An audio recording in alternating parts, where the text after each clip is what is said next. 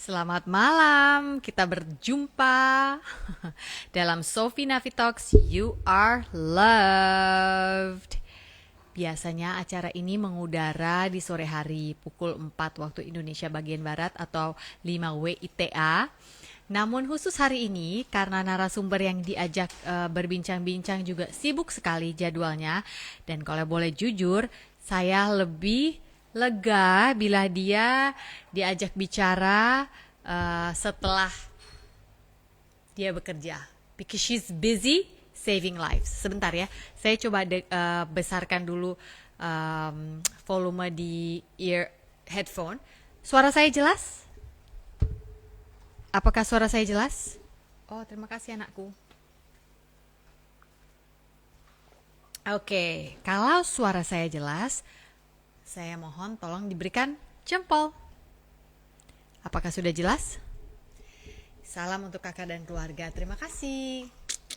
Jelas, oke.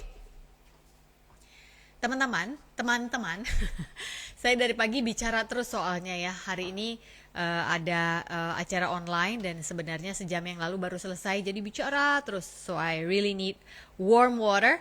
Namun saya semangat sekali berbincang-bincang dengan nakes yang satu ini, tenaga kesehatan. Kalau bahasa kerennya bahasa Inggris, first respondernya ya. Sepanjang episode Sophie Navi Talks, kalau Anda perhatikan benar-benar, saya belum pernah membahas soal virus COVID-19 sedikit pun. Menyinggung pun tentang apapun tidak pernah. Why? Karena saya itu tipe orang yang kalau mengobservasi sesuatu butuh waktu lama sebelum saya berani untuk ngomongin begini loh, begitu loh gitu. So, I think it's the time now untuk sedikit aja kita menyinggung sebenarnya ini apa dan bagaimana and how we can all jaga kesehatan dengan cara yang masuk akal, tidak perlu over parno, tidak perlu pakai marah-marah, melihat behavior orang yang tidak sama dengan kita, dan menghargai tenaga-tenaga kesehatan yang berjuang di garis depan untuk kita. So today tidak pakai nyanyi-nyanyi, langsung saja saya akan menghubungkan diri dengan Dr. Debrina Dewi Lumanau, itu dia nama panjang. Buat yang mengikuti beliau di sosial media pasti tahu bahwa dia pernah cukup lama ada di Wisma Atlet, mengabdi di sana. There she is. Hai. Hai Deb. Hai Dokter Hai. Deb. Ini lu tuh biasa dipanggil Debbie apa Debri apa Debrina apa Rina apa gimana sih? Debrina aja, please make it casual. Iya, Jangan, tapi jangan. tapi enggak Debrina itu biasanya dipanggil Debbie atau Debrina. So, interestingnya, karena orang-orang kayaknya susah gitu ya manggil Debrina. Biasanya I introduce myself as Dewi. Jadi, orang-orang, kalau pasien tanya aku Dokter Dewi. Siapanya Dewi, Oh right? Dewi. Oh orang taunya Dewi. Tapi call me Debrina aja. Oke, Debrina ya. Oke, Ya, Deb boleh ya, Deb ya. ya, ya, Oke, ya, ya, ya. aku seneng banget kamu bisa mengambil waktu. I know you're so busy and so tired. Itu yang paling penting. Kayaknya dari awal pandemi ini, you and so many friends yang satu rekan sejawat banyak yang belum beristirahat kalau menurut saya dengan bukan belum beristirahat lah. Saya yakin seorang dokter juga mengerti ketika dia harus beristirahat, tapi maksudnya belum bisa seperti kami-kami yang lain-lain ini gitu ya. Karena otaknya ada di sana terus bagaimana melayani terus pasien-pasien yang terus berdatangan, apalagi you are stationed in Jakarta, the capital city of Indonesia, di mana paling tinggi saat ini ada di siapa? Di Jakarta apa di daerah lain? Saat ini data menurut yang Nanti kamu tahu. kayaknya tetap Jakarta ya. Pas udah undi lagi bahasa Jawa. Tapi 11-12 kayaknya sama Jawa, Jawa Tengah, Jawa Timur. Cuman kayaknya yang nomor satunya tetap Jakarta ya. Dan Jakarta tuh Oke. konsisten dalam angkanya gitu loh. Kayaknya 1.000 terus gitu. Nggak pernah tuh, hampir nggak pernah Itu turun dari 1.000 gitu. Oke, menurutmu itu kenapa sih? Karena memang kebanyakan manusia Indonesia terpusat di Jakarta dan sekitarnya kah? Atau memang segitu apa ya? Segitu sempitnya untuk berinteraksi. There's not enough space gitu ya kalau di Jakarta dibandingkan daerah-daerah lain. Atau Ini behavior big city people apa? Semoga Ini jawabanku nggak disalah. sebentar, sebentar. Semoga Sebelum jawaban, sebelum sebelum Dokter Debrina menjawab ya, before you jawab ya Debrina. ya, Um, Intinya semua yang dikatakan oleh Dokter Debrina di sini kita tanggalkan dulu embel-embel dokternya. She is speaking as a human being sebagai yes, Debrina, yes. ya, benar Itu betul. ya, setuju ya. Jadi dia Yes, tidak punya pressure itu. Jadi teman-teman jangan ambil sedikit-sedikit sini, sedikit sana apa yang kami omongkan, apa yang Debrina omongkan lalu dipakai embel-embel. yes. Yang ngomong dokter loh, jangan. Ini dua orang manusia yang sangat peduli Pilih akan ngobrol aja. kesehatan kita semua. We're Yes, talking, we're chatting. yes, Okay, so yes. why? Menurut opinimu pribadi, why? Again, semoga apa yang aku jawab ini nggak disalahartikan orang-orang. Tapi Ya. memang salah satu faktornya karena Jakarta mungkin provinsi yang paling rajin ngetes. Ah, Aku dari awal ya, Miss Sofi, aku dari awal tanya, aku minta data. Berapa orang sih yang dites di tiap daerah? Karena kita punya data berapa orang yang penambahan kasus tiap provinsi setiap harinya kita punya. Tapi laporan berapa orang yang dites itu aku hampir nggak pernah lihat gitu loh. So we never know the positive rate say di Jakarta versus di Sumatera Barat misalkan kayak gitu, atau di Sumatera Barat versus di Papua. Aku hampir nggak pernah lihat adanya bukti yang very real itu. Jadi menurutku ini harusnya dipertanyakan banget sih. Kalau memang angkanya segitu di Jakarta, seribuan itu, apakah angka-angka yang kita lihat di daerah lain yang sehari bisa nol, itu beneran nggak tuh angkanya gitu loh. Aku lebih asumsinya ke situ sebenarnya, to be very honest. hmm. Aku sempat lihat postingmu tadi pagi apa siang yang kamu bilang di Papua sempat 1.700 and then the next day cuma berapa? Nol, well, the next day itu 50 apa berapa gitu. Tapi itu apa nggak aneh gitu loh. Dan Jauh sekali ya. ada satu berita ternyata yang bilang kalau oh ternyata 1.700 itu akumulasi dari 2 minggu sebelumnya. Tapi even kalau lo mau beralasan 2 minggu sebelumnya, aku nggak pernah lihat data di Papua itu setinggi itu tiap harinya gitu loh. Kan kalau 1.700 dalam waktu 2 minggu artinya tiap hari harus ada seratusan kasus dong. Sedangkan kalau kita lihat angkanya di Papua itu nggak sampai segitu. Bahkan ada yang sehari nol gitu loh di Papua. 3 hari berturut-turut nol gitu. Terus besoknya bisa ada 50, besoknya lagi bisa 1.700. Itu apa nggak aneh gitu loh. Ya, Oke. I'm not gonna say, Kal again, like you said, ini aku nggak ngomong sebagai aku dokter. Kayaknya buat semua orang bukan, juga ini pasti aneh angkanya, ya nggak? bukan. Ya. Jadi berdasarkan kelompatan angka yang aneh ini, polanya yang kayaknya hari ini tinggi, besok rendah, although untuk Jakarta cukup konsisten gitu ya. Hmm? Would you advise us to enggak? Karena gini, objektif daripada talk show kita malam hari ini adalah aku ya ingin mengajak kita semua untuk sadar bahwa virus ini ada. Tapi aku juga prihatin lihat orang yang udah over parno sampai lumpuh, nggak bisa apa-apa gitu loh, mau ngapa-ngapain takut, ya over gitu takutnya. Jadi Yes, pelan-pelan nanti yes. coba kita urai rambut kusut ini dengan kondisioner. Semoga kita bisa urai dengan baik ya, Debrina ya. Jadi, Again, would you advise for people to jangan terlalu berpatok lihat data deh, kecuali kamu nakes mungkin atau kecuali kamu I don't know bergerak di bidang apa. Kalau kita yang awam-awam ini gitu, penting banget gak sih aku harus ngeliatin jadwal, sorry bukan jadwal, data-data itu bagaikan itu adalah jadwal kuliah gitu. menurut aku, kalau udah terbiasa dengan lihat data silahkan. Kalau udah terbiasa dengan pilih data mana yang harus dipercaya silahkan. Karena data yang akan masuk, apalagi di zaman sekarang yang internet gampang diakses, berita semuanya bertebaran di mana-mana. Dan judul-judul banyak yang udah mulai jadi clickbaiter instead of memberitakan apa yang benar gitu kan. Kita sering banget jadi salah informasi dan itu muncul keparnoan-parnoan yang menurutku lumayan lebay gitu ya. Yang kalau orang yang kontra dengan COVID ini akan menjadikan ini sesuatu yang dibenci gitu loh. Dan bikin Hmm. bikin tambah kontra lagi dengan keberadaan 3M dan lain-lain ini. Jadi kan situasinya tambah nggak enak kan. Jadi saranku sih, kalaupun kita mau, gue harus banget nih lihat angka hari ini berapa, gue harus banget nih lihat perkembangan vaksin gimana. Gatel Please, kalau nggak lihat iya. angka, lihat angka kebersihan udara kalau orang Jakarta itu aku Nah, iya, perhatiin iya benar, antara benar, dua benar. ya kan. Benar, benar. Kalau emang gatel banget, gue harus banget lihat data, gue harus banget lihat penelitian. please tahu dulu gimana caranya pilih penelitian, gimana caranya pilih berita itu, dan gimana caranya kita pakai angka itu supaya kita bisa mikir what's going on gitu loh, di balik say tadi yang positive rate gila-gilaan 26%, di balik positive rate yang 26% ini what's going on sebenarnya, dan how we actually applying that untuk sekeliling kita. Jangan bikin tambah panik, tapi tetap pesennya supaya masuk aja gitu loh, tanpa berlebihan. Oke, jangan bikin tambah panik.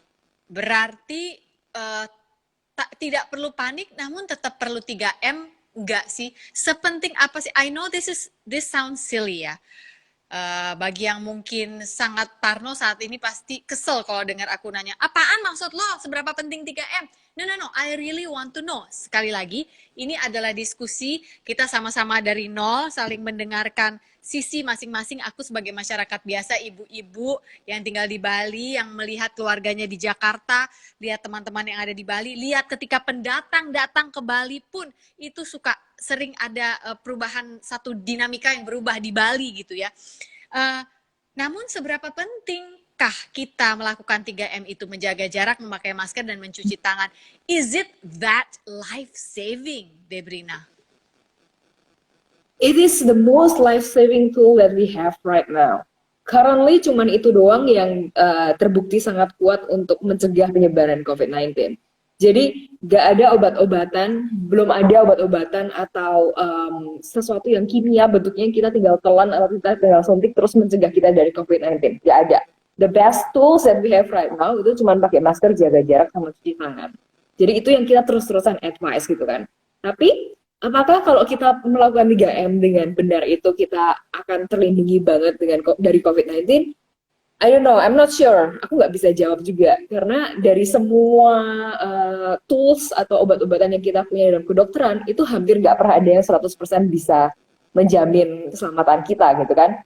It's just that I'm just telling you that this is probably the best that we have. Jadi ya kalau peduli sama sesama ya lakukan 3M. Cuman jangan juga jadi kebalikannya nih, jadi seakan-akan jadi dosa gitu loh, Sofi, you know what, kayak misalkan kalau kayak misalkan gue lagi ke suatu tempat, misalkan gue kena COVID deh, amit-amit gitu kan, misalkan ada si A yang kena COVID, terus seakan-akan tuh si A dosa banget kalau dia kena COVID. Stigma ini kan masih ada banget ya di beberapa tempat di Indonesia gitu kan.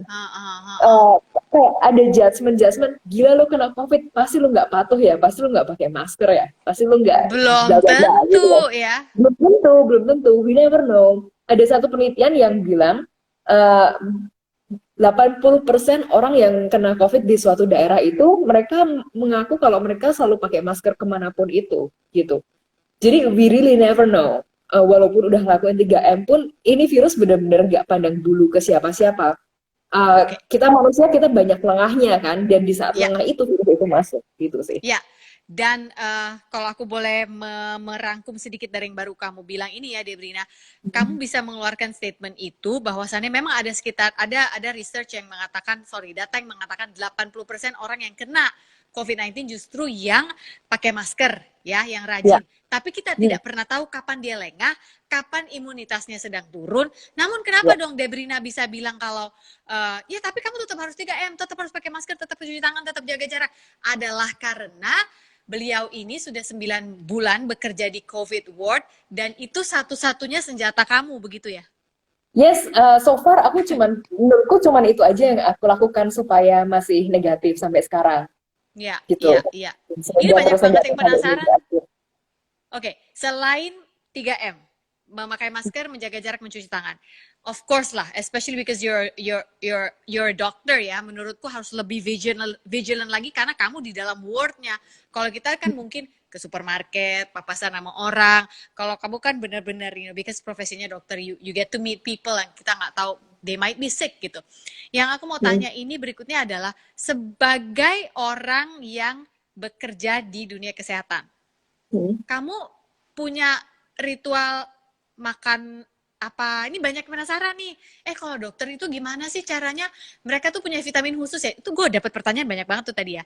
Mereka tuh vitaminnya khusus ya? Apa ya? Kasih dong rahasianya. Like, kayaknya nggak ada ya. Emang ada ya perkumpulan dokter-dokter punya vitamin khusus hanya buat mereka gitu? Aku sih, oh jadi to be honest, kita di support sama ada beberapa rumah sakit yang akan ngasih kita supplements tuh vitamin-vitamin biasanya dikasih itu multivitamins gitu kan. Cuman I personally lupa terus minum vitamins, but I take fish oil karena tapi bukan not ya tapi bukan not for the reason of menghindari COVID. Cuman I take fish oil karena bagus untuk jantung dan lain-lain. Tapi I think dalam 9 bulan ini Sofi, ini kayaknya 9 bulan di mana aku makan terhealthy semuanya hidupku. Jadi aku Really? jaga makan sih. Jaga makan bukan berarti nggak makan ya, bukan berarti kayak aku restrict calories and everything, tapi berusaha sebalance mungkin, berusaha vibrant mungkin, so that aku bisa dapetin vitamins and minerals dari makananku instead of the supplements and everything. Oke, so speaking of cara makan, aku banyak perhatikan, kembali lagi ya, Debrina orang yang profesinya kebetulan dokter, aku profesinya TV host yang terpaksa dirumahkan karena pandemi ini, kembali menjadi ibu-ibu dapur yang aku senang gitu ya. But I like to observe. Pengamatanku selama ini ya, yang aku lihat, nggak tahu ya, ini beneran bukan research yang wah data ini peer review whatever whatever gitu. Bener-bener yang aku memperhatikan aja. Rata-rata yang aku tahu kena COVID itu memang banyak yang ngomong ke aku, "Nah, gue udah minum ini, udah fish oil, udah madu, udah wah semua deh semua." But then at the end of their story ada satu garis merah yang aku tarik, berhubungan dengan pola istirahat. Benar Jadi it's banget. not so much the gizi atau ini itu atau bahkan ada yang lebih parah lagi, ada another friend yang nggak cuma pola istirahat, dia melakukan perubahan pola makan yang drastis Hmm. pada dirinya di tengah pandemi ini demi menurunkan berat badan, which is something that I don't think we should do. What do you think? Logic human Absolutely, ya, aku nggak nanya sebagai absolutely dokter. true. Enggak, itu absolutely true. Itu yang aku sering lihat juga sebenarnya to be very, very, very honest, di teman-teman nakes juga.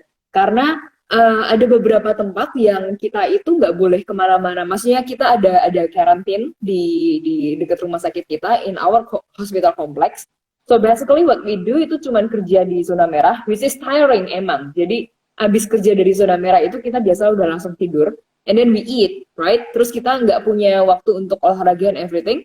Jadi kita karena kita rutinitasnya cuman kerja makan tidur, some of us actually gain weight, terus makanya jadi mulai nggak bener gara-gara gain those weights gitu, yang sebenarnya menurutku yang aku lihat dari teman-teman sih not that much sebenarnya gitu ya.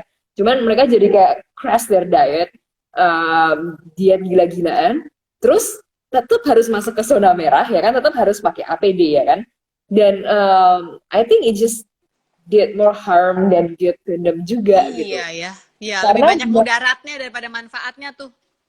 Diet, nah iya diet iya yes, diubah. banget. Dan what you said about resting itu benar banget. Itu yang aku lihat dari pasienku juga emang.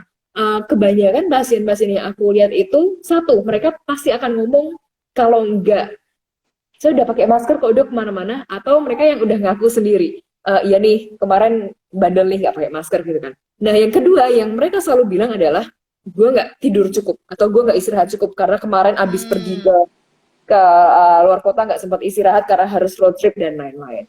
Jadi kayaknya daunnya di situ gitu. Jadi ini emang pattern ya aku sering lihat, when you do not rest enough itu kayaknya gampang banget gitu ya emang imunitasnya kena. Walaupun aku I suspect untuk membuktikan ini di scientific review kayaknya susah gitu. Cuman it's logical aja karena waktu Iya, kita capek kita pasti energinya nggak bagus untuk aktivitas sehari-hari gitu kan. iya, alangkah baiknya memberikan tubuh waktu untuk memulihkan dirinya dari semua aktivitas capek daripada yang aku perhatikan lagi nih, dasar gue ibu-ibu kepo kali ya, tukang merhatiin orang. Daripada kita mikir, waduh, gue kurang sehat nih. Ya udah kalau gitu gue restriksi kalori. Setelah itu dia olahraga yang lumayan kenceng, yang padahal mungkin bila dibandingkan dengan kegiatan dia di pandemi ini yang sudah ditambah beban stres, di bawah sadar, beban all this beban yang muncul di pandemi, dia sikat olahraga yang kencang karena sepertinya di masyarakat kita arti kata sehat dan fit itu orang suka lupa Kayak blur perbedaannya. ya. Iya, banget. Bener banget. Totally Iya kan? agree. Sehat sama Mm, fit itu beda dong, Debrina. Beda banget.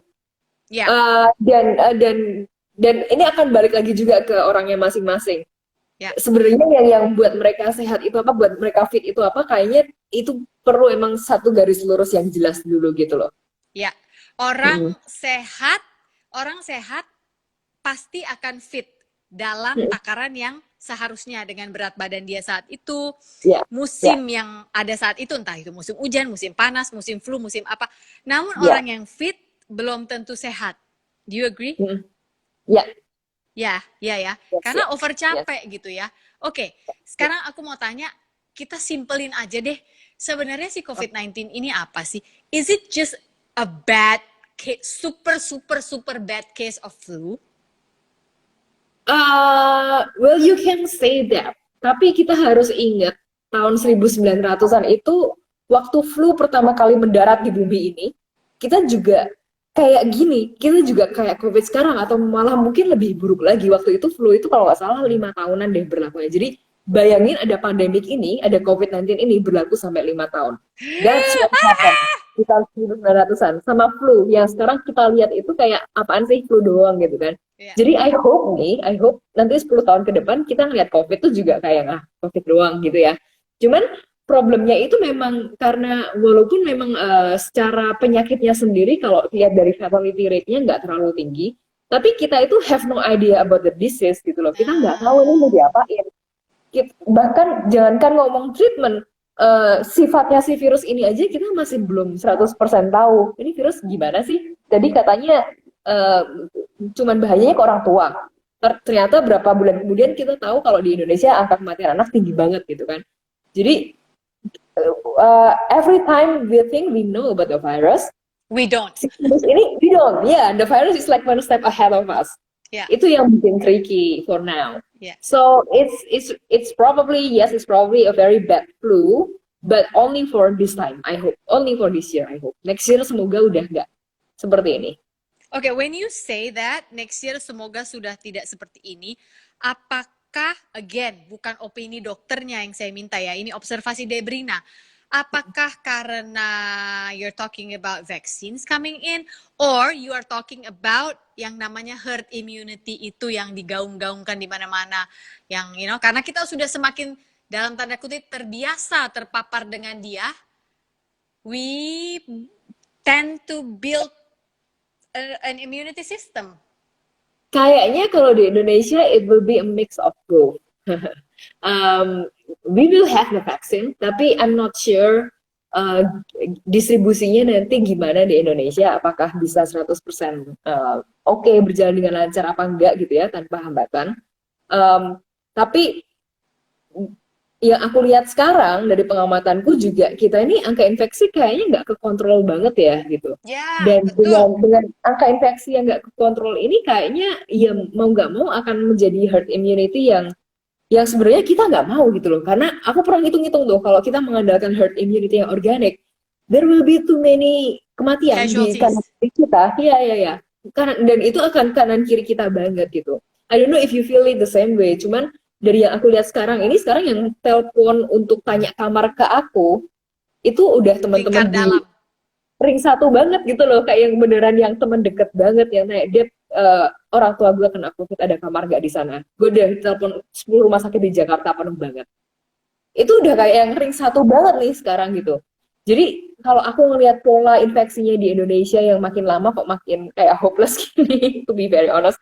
I'm not sure kalau tahun depan itu kita berhentinya karena murni karena vaksin atau udah mix atau karena si herd immunity organic ini. I think it will be a mix of both. Oke, when you say that, sebenarnya aku melihat ada sisi lain. Kamu bilang, I do feel the same way karena aku dapat berita sekarang udah orang-orang ring satu memang yang hah kok gitu kan ya kita kaget gitu. Namun yang aku mau bilang juga adalah I'm sorry ya aku selalu berusaha melihat dari sisi lain. Dengan adanya sekarang udah ring satu ini ada harapan dong untuk kita menuju ke semacam kekebalan itu kayak abis ring satu lo mau kemana lagi kan you can't get any higher than that gitu loh maksudnya kalau udah nyampe ke lowest dimanapun hukum alam itu harusnya kan naik lagi gitu ya. Itu sih harapanku ya. Ini kita nggak bicara data kedokteran ya guys. Jadi tolong jangan kutip-kutip terus dibilang kita ngomong masalah kedokteran. Ini asli just two friends baru kenal yang mau ngobrol-ngobrol. I'm gonna Yes. ask you about your sourdough bentar lagi ya. Jadi siap-siap. Oke. Oke. Oke. Oke. Jadi tapi ini sudah berkembang menjadi sebuah fenomena yang melumpuhkan banyak hal. I hear a lot of people tadinya awalnya tenaga kesehatan yang berteriak-teriak untuk tolong dong, patuh dong protokol, pakai maskernya, bla bla bla. I can understand karena setiap hari teman-teman lah yang berjuang di garis depan, di garda depan gitu ya. Namun lama-lama banyak juga orang yang akhirnya ini menjadi kayak ada sifat holier than thou gitu ya. Kayak makanya dipakai dong, gak mau sih bandel gini. I don't think itu membawa keuntungan apapun untuk siapapun gitu loh. Satu, kita marah-marah, immunity kita turun, kita gemes, kita tahan sendiri di dalam, immunity kita turun. Terus kita ngata-ngatain orang juga kita dosa gitu ya. Belum tentu juga orang itu betul-betul nggak taat protokol. Mungkin pas kamu lihat aja, mungkin pas keplorot dia punya masker, you don't know gitu ya. Jadi tapi sekarang gini, I can understand ketika ada sebagian orang dan mungkin bagian ini sudah menjadi sedikit lebih besar daripada yang tadinya parno banget, mengatakan nggak bisa, Sof. Harus bangkit gimana pun caranya karena ini sudah melumpuhkan ekonomi, pendidikan, bahkan keluarga-keluarga. It has consumed so many things yang kita harus fight back untuk mendapatkan kehidupan kita seperti selayaknya. Saya nggak bilang normal karena apalah definisi normal. You as someone who works di garis depan, menurutmu gimana? I totally agree with you. To be honest juga, teman-temanku banyak yang di dunia F&B kan dan tourism. Jadi it really pains me to see them struggling di masa-masa sekarang. Dan kalau ngomongin kalau tadi lagi set yang marah-marah, gemes-gemesnya itu, lu nggak pakai masker sih kayak gitu, itu kayaknya udah lewat kita masanya itu gitu loh. Sekarang itu harusnya banget kita udah nggak perlu diingetin lagi tentang 3M. Aku harusnya udah nggak perlu ngomong-ngomong lagi tentang 3M. Semua orang harusnya udah sadar. Dan harusnya udah otomatis gitu loh pakai masker dan jaga jarak gitu ya. Ini tuh harusnya udah saatnya kita ngomongin, kita diskusi, kita duduk bareng pakai masker, kita ngomongin gimana caranya kita bangkit, gimana caranya kita pulihin ekonomi, gimana caranya kita bikin Bali rame lagi dengan turis dan bisa tetap in the way that bisa jaga jarak dan pakai masker, bikin semua restoran yang tadinya udah tutup dan udah nggak ketolong itu bisa mulai muncul lagi dan bisa melakukan protokol dengan benar. Tapi tetap bisa alive atau cara-cara apapun delivery kayak apapun itu supaya bisa selamat gitu. Karena pandemik itu kita nggak ngomongin cuma kesehatan. Yes, it's about a disease. Tapi bedakan antara kedokteran sama public health. Itu beda banget. Kedokteran, medicine and public health is totally different. Medicine is just me being a doctor, lihat pasien, I cure them, I treat them with the medication aku belajar. Public health, kesehatan itu mungkin nomor sekian, yang dilihat pasti akan sosialnya gimana, segi ekonomi gimana, segi politik gimana, budayanya kita bisa psikologis ya. Psikologi penting banget gitu kan. Itu hal-hal yang seorang dokter yang tidak belajar public health nggak akan bisa menguasai dengan betul gitu. Dan itu adalah hal yang perlu kerjasama dari semua orang yang non medis, karena apalah kita tanpa masyarakat gitu. Kita tuh cuma satu supporting bidang aja dalam masyarakat yang punya andil untuk nantinya ngebersihin pandemik ini, ngebersihin clutters dari pandemik ini tuh ya semuanya yang ada dalam masyarakat ini gitu. Like you as a person yang punya influence lebih, yang gimana caranya ngasih tahu ke masyarakat who will listen to you, who will trust your words, and they will take everything that you say gitu. Jadi pakai masker, oke.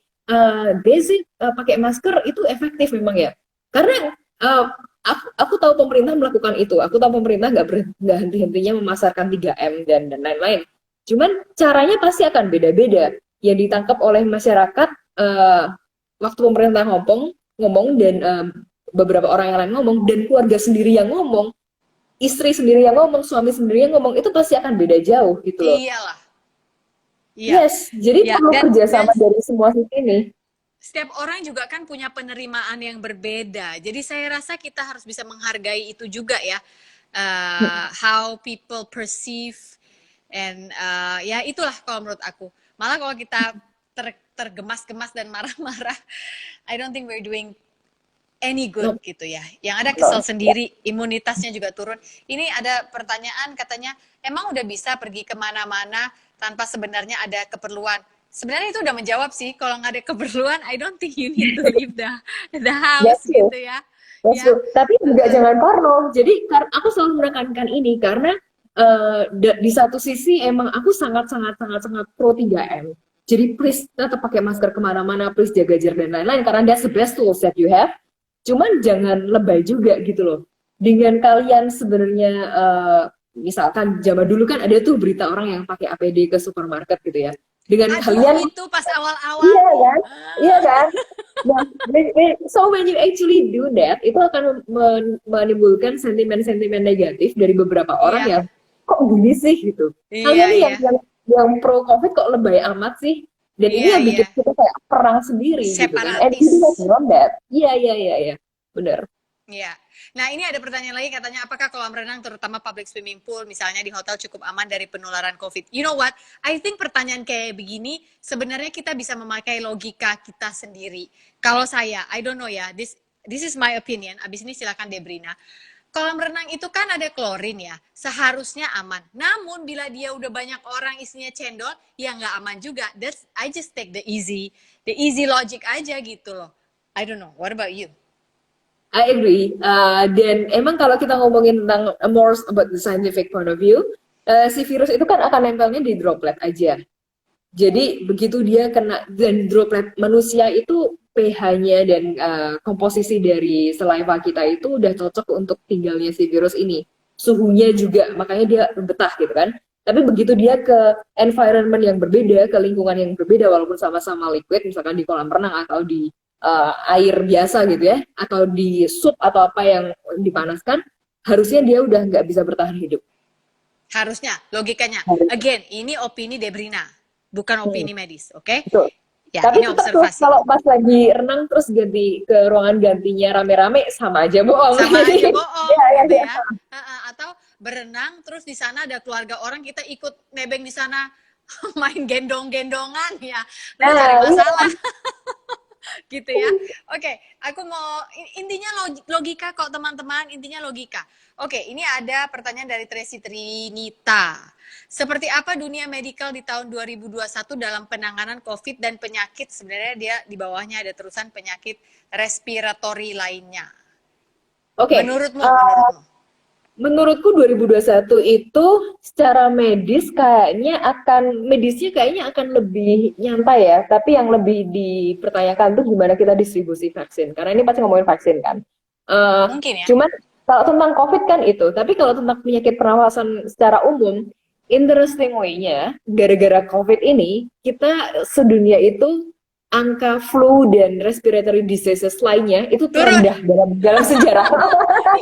Karena everybody is washing their hands and suddenly become hygienic, ya nggak sih? Iya, banget. Semua orang pakai masker, semua orang washing their hands gitu kan. Jadi semua orang is actually healthier in that sense gitu. Cuman ada COVID sih. Oke, ini ada yang bertanya lagi. Dok, tolong di-share bagaimana, panggilnya Debrina aja ya, dia di sini nggak sebagai dokter. Tolong di-share bagaimana tetap bertahan dan kuat di masa-masa yang sepertinya ada terusannya tidak berkepanjangan, kalau nggak salah gitu deh. Intinya semangat bertahannya itu harus bagaimana. Nah, ini kayaknya penting nih nanya sama Debrina. Gini, kita ini kerjanya di luar daripada scene atau bukan skenario, maksud saya dibuat-buat ya, tapi maksudnya keadaan di mana kita lihat orang sakit, orang sampai gagal nafas, orang yang ya pokoknya yang emergency yang kayak gitu, yang aku yakin kamu nggak sekali dua kali dong lihatnya, udah sering nggak sih? Lumayan sering. Lumayan sering ya. Nah, Kayaknya ini pertanyaan yang pas untuk ditanyakan kepada Debrina karena menurut aku lingkungan kerjanya dia lebih stressful daripada kita. Itu yang lo bisa ngeliat, belum lagi kalau keluar darah atau apa, I don't know man, gue bisa pingsan.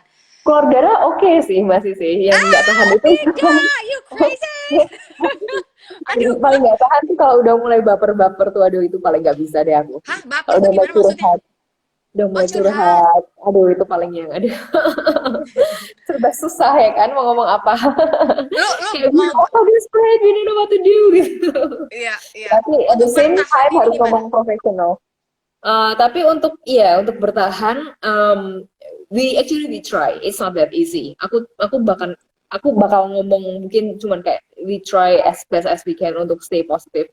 Untungnya punya support system yang lumayan kuat dan itu menurutku penting ya. Punya ada keluarga, ada teman-teman yang um, bisa support kita, bisa ingetin kita kalau kalau lu capek lu istirahat. Itu kayaknya penting banget.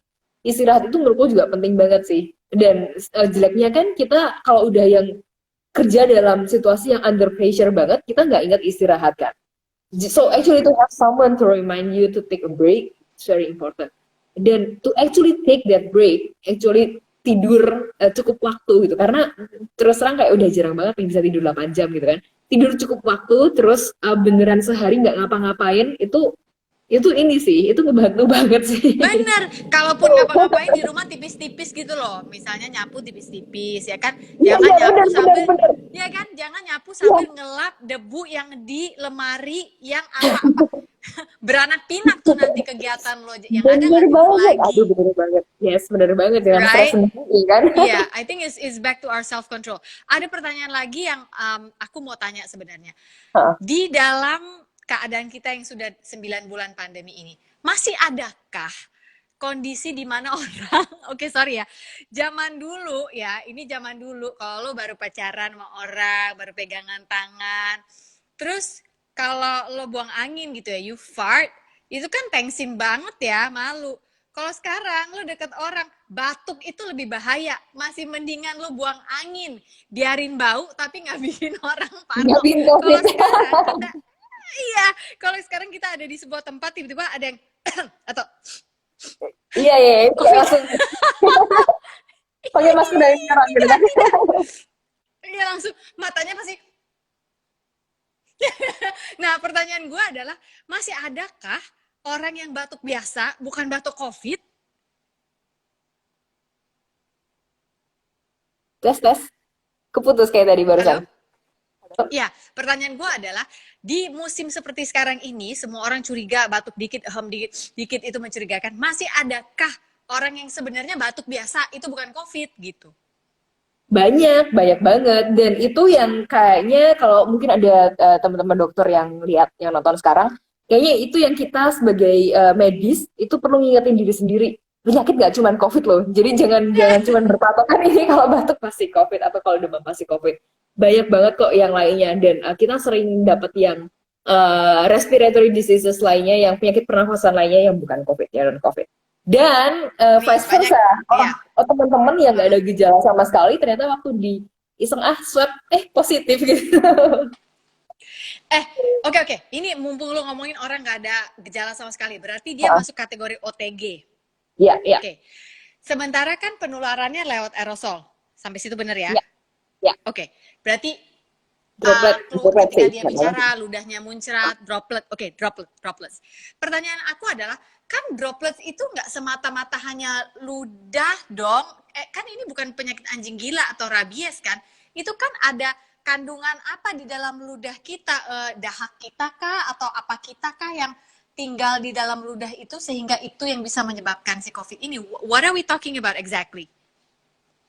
Intinya cuman si virus ini ada di dalam tubuh.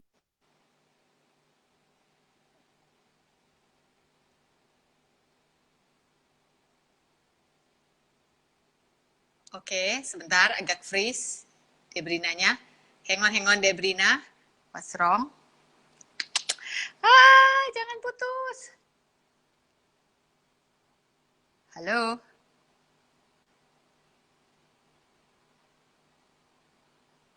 Oke, Debrina, aku coba copot dulu.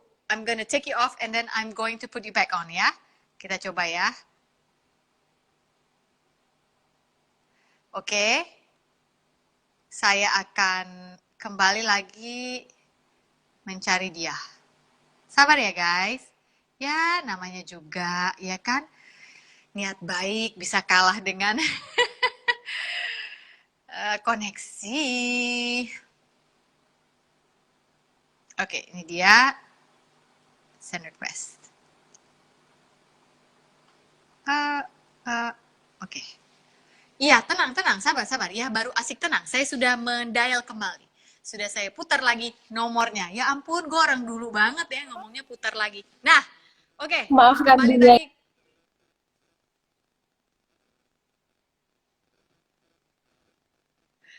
Debrina kemana?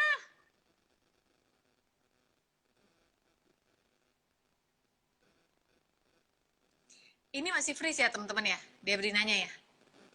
Di aku sih freeze. Coba ulangi lagi ya. Aduh Tuhan, tolong Tuhan, jangan keputuskan nama Yesus. Amin.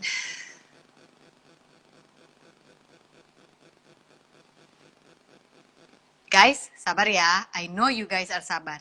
Sabar ya. We will try to find her again. Debrina. Gini deh ya. Sebel ya, suka kalah sama koneksi. Oke, semoga sekarang udah baik. Please God help. Supaya baik. Ini lagi asik-asiknya. Jangan-jangan si Debrinanya lagi pindah posisi demi mendapatkan wifi yang lebih asyik. Sabar. Iya, aduh jangan putus dong. Emang aku nggak pengen putusin kamu, tenang. Waiting for Debrina Dewi. Oke, teman-teman mungkin kalau ada yang punya pertanyaan boleh loh tulis di sini. Guys, sabar aja, sabar ya. Sambil ditulis-tulis ada cerita apa selama masa pandemi ini, boleh kok. Kita menunggu Debrina Dewi bukan mengangkat telepon, ini dia. Debrina. Semoga udah beres sekarang. Oke, gue tahu tuh ya sifat kayak lu pasti langsung lo on offin tuh wifi lo. Yoi. Langsung tindakan. Panik dulu. Tindakan. Oke, jadi virus itu tinggal di mana sih? Nggak mungkin semerta-merta dari ludah kita dong. Ini kan bukan penyakit anjing gila ya kan? Bukan penyakit rabies. Dia hidup dalam apa yang berenang-renang di ludah? That's what I wanna know. What are we talking about? Jadi sebenarnya virus ini akan tinggal di seluruh bagian di tubuh kita. Can be anywhere. Cuman bagian yang paling sering dia nongkrong itu emang di pernafasan. Jadi pernafasan itu kan kalau kita lihat pernafasan sebagai satu sistem gitu, ada dari hidung, mulut juga termasuk sampai ke tenggorokan, sampai ke ada namanya bronkus, sampai ke paru-paru kan. Jadi di semua bagian sistem pernafasan itu kalau kita cari si virusnya, we might find it. Jadi kenapa kalau swab itu paling sering di saluran pernafasan? Karena itu emang tempat tersering di mana adanya ditemuin si virus ini. Tapi kalau misalkan moist ya, lembab. I think so. I think so. Itu juga kenapa kalau dia udah di permukaan, misalkan dia nempel di kulitku gitu kan, di kulit sini nih. Aku ngomong dropletku jatuh ke kulitku ini. Nah, begitu si dropletnya ini menguap atau udah nggak ada lagi si kelembaban si moist itu, dia mostly akan mati-mati aja sih gitu, karena udah nggak ada yang karena virus kan. Ya. Ini logika, again, jangan ambil ini terus bilang katanya dokter, jangan ya. Ini diskusi ya. We still don't know for a fact seperti apa, tapi logika itu masuk di akalku sih, Deb. Masuk. Oke, ada yang nanya gini, kalau udah pernah positif, apa bisa kena untuk kedua kalinya? Banyak artikel yang bilang again. Artikel pun hati-hati ya membacanya, yang bilang, oh dia akan kebal selama 3 bulan kok. Oh, ya ada penemuan terbaru. No, actually 8 bulan. Berdasarkan, aku nggak bicara sains ya. Karena seperti yang tadi Debrina bilang, we still don't know a lot about this virus. Tapi berdasarkan pengalaman yang kamu lihat di lapangan. What can you say about this question? Actually, I've seen some reinfection cases. Jadi yang bahkan teman sendiri ini, temen yang emang dia pernah positif, terus udah di swab negatif 2 kali. Walaupun aku nggak tahu juga tuh di swab negatifnya false negatif apa enggak. Cuman dia udah di swab 2 kali dan negatif. Terus dari gitu waktu di swab lagi 1 sampai 2 bulan kemudian dia positif lagi. Jadi kita nggak tahu ini kasus reinfection atau Yang memang pas lama. itu ngaco aja. Iya. Itu we do not know makanya. Iya, ini Tapi banyak loh faktornya. Bener banget loh itu. Bener banyak banget. iya bener banyak banget. Cuman juga perlu diingat susahnya itu again kalau ngomongin tentang teorinya, karena we still do not know about a lot of things, jadi cuma bisa berteori aja gitu kan. Teorinya virus ini kayaknya sekarang ada 5 atau 6 strains of this virus gitu. Dan tiap strain itu punya potensi untuk infeksi lagi. Contohnya kayak demam berdarah. Demam berdarah itu orang bisa sakit demam berdarah kan bisa 4 kali itu kan, karena sekarang ada strain kelima juga. Nah, sama kayak COVID ini, jadi ada kemungkinan kalau memang strain-strain ini memang ada, berarti ada kemungkinan untuk bisa kena beberapa kali itu. But we do not know. Bukti penelitiannya belum kuat untuk ke arah situ. Oke. Bisa juga itu adalah virus lama yang dormant lalu muncul kembali gitu ya. Mungkin ya. Harusnya tapi kalau lihat sifat COVID sih, kayaknya belum ke dorman-dorman amat kali ya dia ya, begitu kena kayaknya dia langsung ngeluarin gejala itu. Oke, ini ada yang bilang ini virus baru jadi masih banyak dipelajari. Iya bener, jadi kita harus sabar. Sambil kita sabar, kita jangan patah semangat. You gotta finish strong 2020, 2021 will be better. Tapi 3M-nya dilakukan gitu ya. Jangan Benar. bilang mau finish strong, tapi udahlah gue udah bosen gitu. Nggak Finish banget. strong tapi kena COVID. Iya Strongnya nggak karena true. kena COVID ini kan. Ya, sekarang hewan peliharaan. Nah, ini banyak juga ini yang nanya. Mereka bisa menjadi sarana virus ini enggak sih? Kalau yang aku tahu kan si anjing-anjing juga ada, dia punya apa namanya itu vaksin untuk mereka. Tapi kan virusnya, coronanya strainnya beda tuh kalau buat mereka.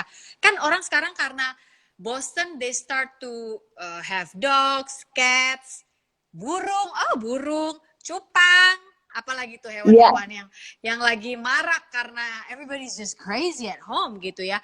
Ya, ya. Bisa nggak sih mereka jadi sarana penularan?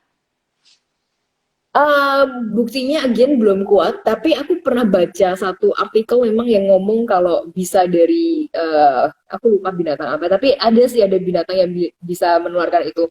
Juga kalau kita lihat dari sejarahnya kan virus ini memang kalau nggak salah dicurigain datangnya dari pasar hewan ya. Ya, Cuman lagi-lagi aku nggak bisa ngomong pasti kayak gini apa enggak karena buktinya belum kuat ke sana sih. Ya at least yang aku baca belum kuat ke sana.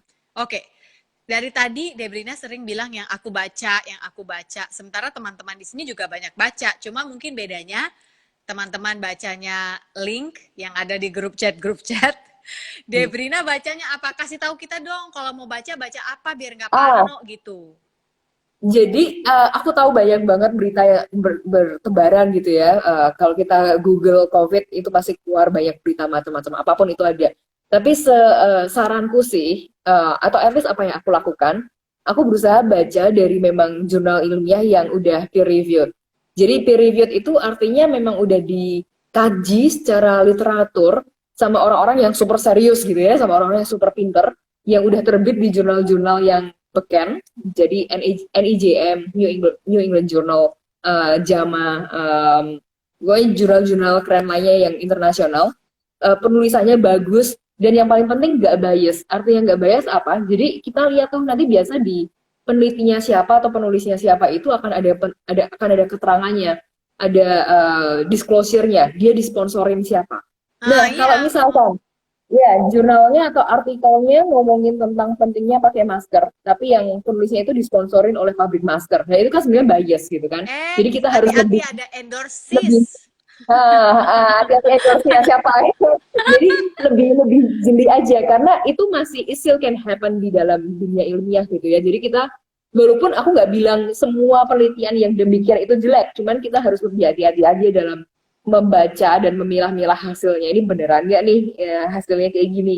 Diartikan seperti ini bener nggak nih gitu? Itu harus lebih lebih tricky aja sih Oke, sebenarnya. biasanya Tapi kita bisa lihat endorsisnya itu di mana? Di bagian bawah apa harus kita cari sampai ke footnote?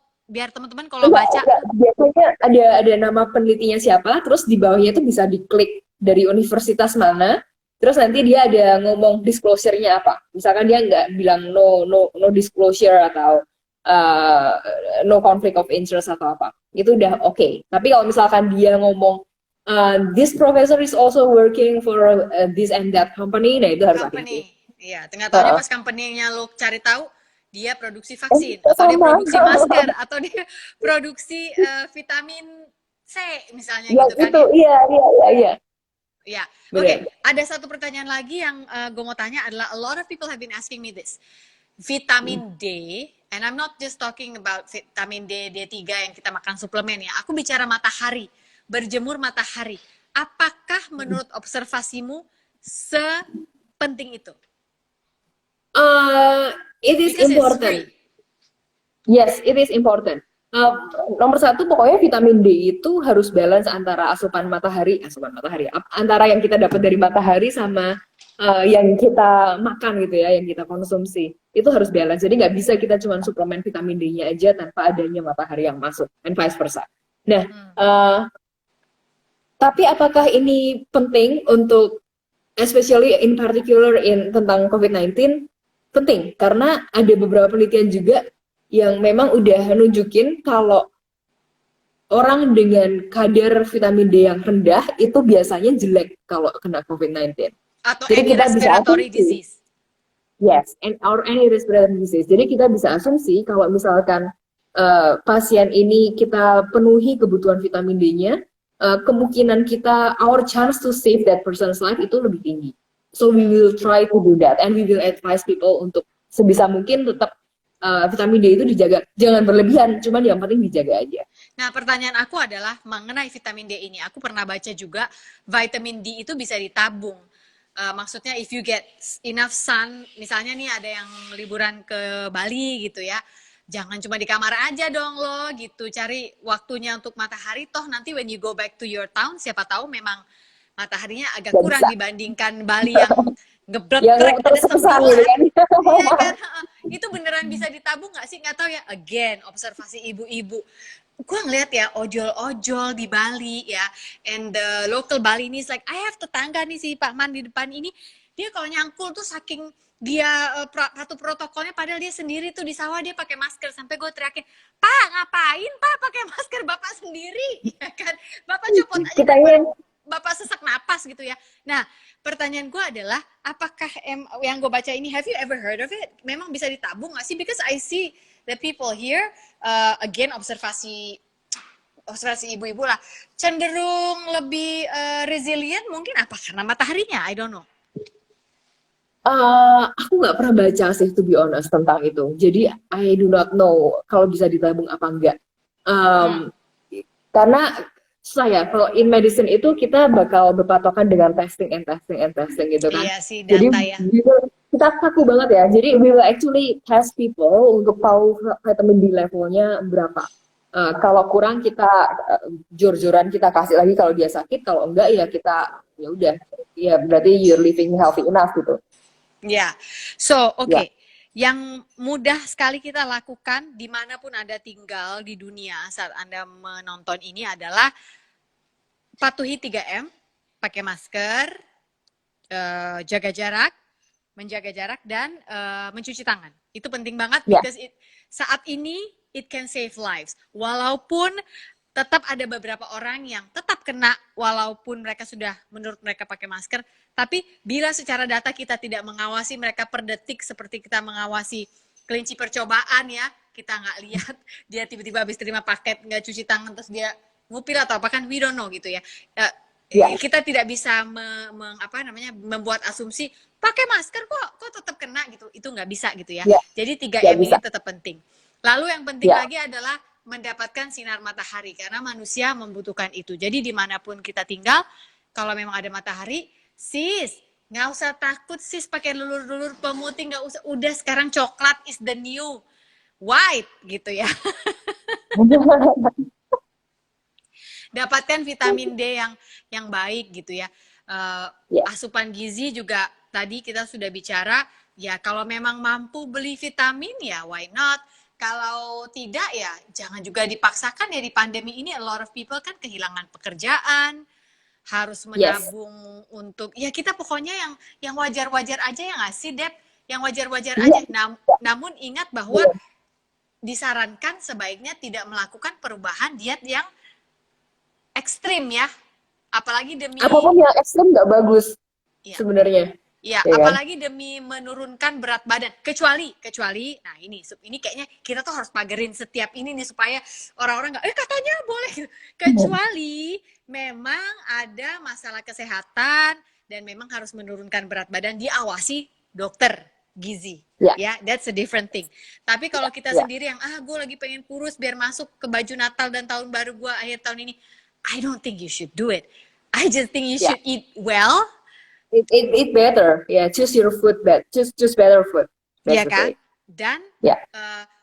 sehat tidak sama dengan fit. Artinya bila Anda merasa, saya olahraga biar sehat, Anda olahraga biar fit. Anda bergerak biar sehat. Kalau menurut aku movement lebih dekat dengan kata-kata sehat. Kalau fit, Daripada ya. iya daripada fit nggak tahunya kecapean. Karena ini aku dapat cerita lagi, a friend of a friend, dia jaga diri banget, bahkan lagi nggak kerja, dia tuh lagi nggak kerja karena udah kehilangan pekerjaan. Tapi sepedaannya tuh jauh-jauh gitu loh setiap hari. Dan saya tidak mengkultuskan olahraga sepeda, saya bilang jelek, bukan ya. Please don't hear what I'm not saying ya. Maksud saya adalah Exactly. orang ini kecapean terus kena gitu loh pada saat itu. Ya kan itu bisa dengan olahraga apa aja ya nggak sih Dep? Mau lo futsal Yes. kek, mau Ya, lo badminton kek. ya, ya. Oke, Cuman beneran know your limit gitu loh, know your body dulu. Jangan ngerusak badan aja sebenarnya. In anything that you do, anything that is too extreme is not good. Oke, another thing, ngomong-ngomong soal extreme, just one more question. Aku perhatikan banyak orang, especially yang di kota besar ya, again, observasi ibu-ibu kepo ini, kayaknya bolak-balik nge-swap itu kayak menjadi so easy gitu loh. Is it that, apa ya, genting untuk, pokoknya iya soalnya gue habis ini, swap, tusuk. Ini nggak bahaya ya buat pembuluh-pembuluh darah? Like, will it rupture anything? Di sini Oke, apalagi? oke. I'm actually glad that you asked about swabbing yang sering-sering gitu. Jadi kalau dia bahaya apa enggak, probably yang paling fatal yang aku bisa pikirin dan mungkin gampang terjadi itu mimisan.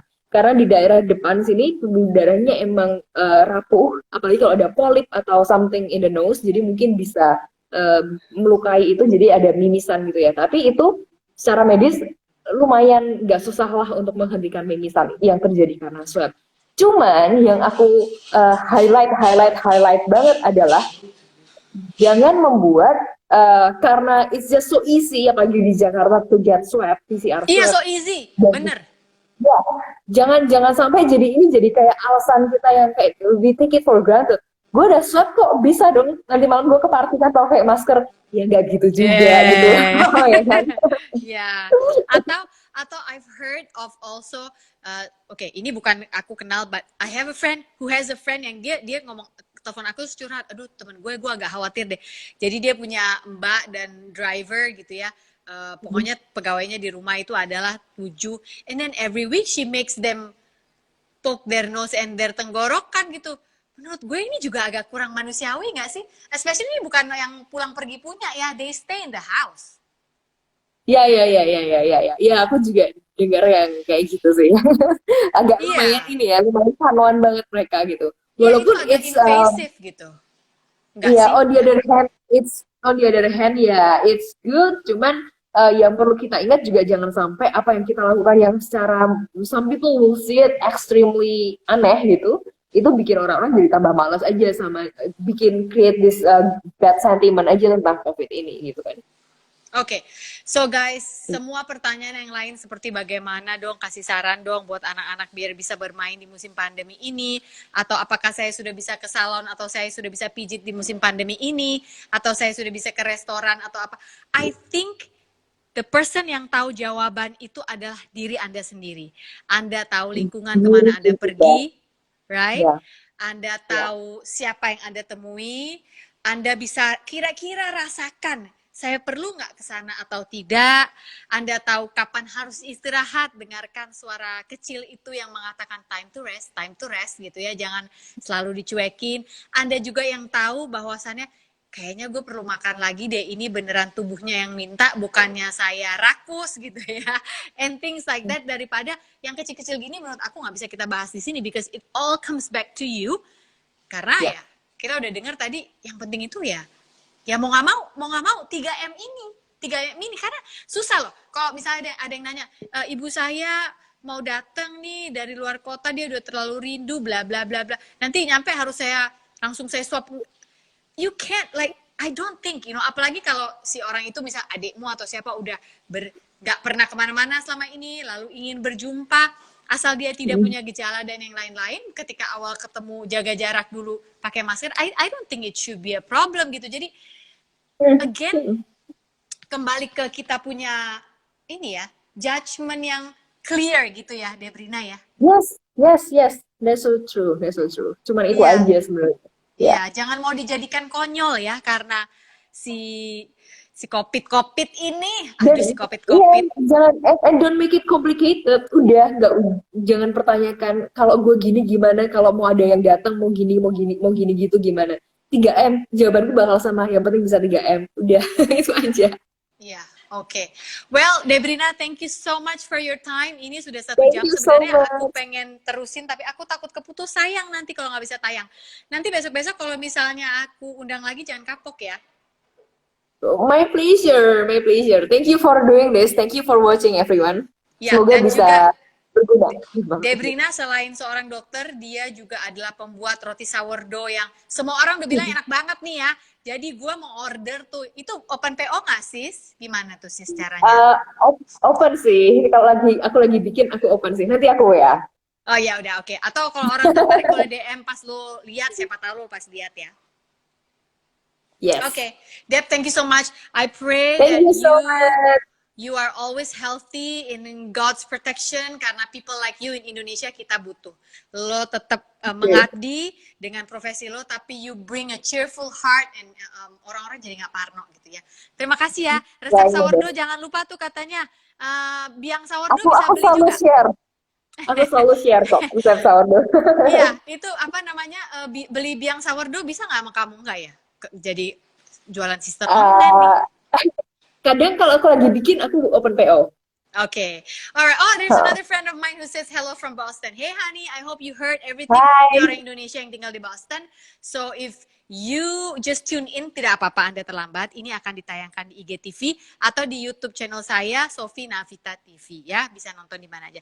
Debrina, thank you so much. You're an awesome Thank you so much, doctor Sofi. and even more awesome human being. Okay? Bye. Thank I love you. you. Thank you Bye, everyone. thank you. Bye. Iya, itu dia tadi Debrina Dewi Lumanau. Terima kasih teman-teman yang sudah memperhatikan selama 1 jam ke belakang. Saya harus udahan dulu karena dari tadi saya bicara terus. Jangan sampai saya bilang, ayo kita kenali ketika tubuh harus istirahat. Terus saya sendiri, So, thank you so much for watching. Sampai ketemu lagi di Sofi Navi Talks next week, di mana tema kita sepanjang bulan Desember ini adalah Let's Finish Strong 2020.